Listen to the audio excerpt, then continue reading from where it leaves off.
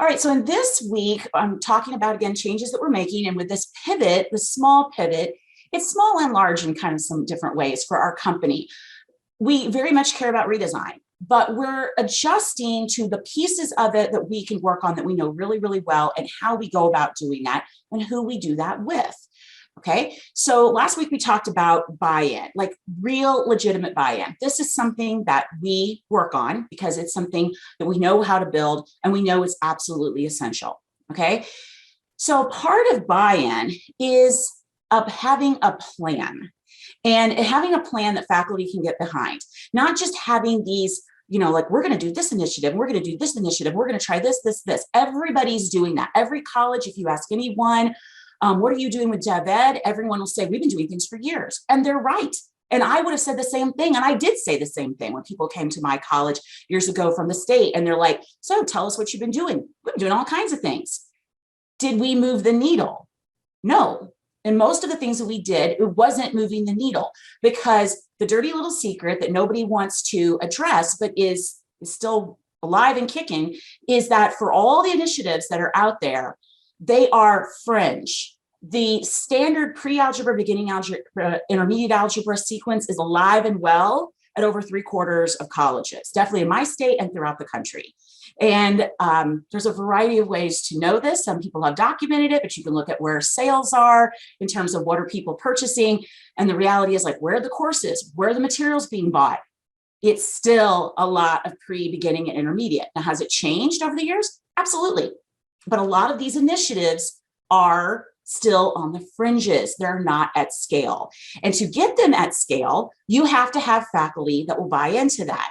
So the thing that we're going to be really working on is, number one, I mentioned this last week, is really building legitimate buy-in with faculty. And number two, as we do that, it's getting an actual comprehensive plan.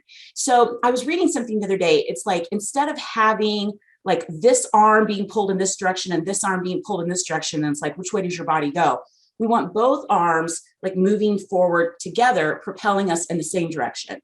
And that's what often happens a lot of times with different initiatives. It's like, you've got some initiatives over here with the college level, and then here's with the developmental level, and then here's a bridge program, and here's something with placement. But they are not working together, and they're not actually moving the needle. I know it's a cliche, but it's true. The pass rates, they adjust maybe a little bit. Completion rates go up and down maybe a little bit. But are you really seeing like marked differences? Not until you make marked changes. I mean, that's the reality of it.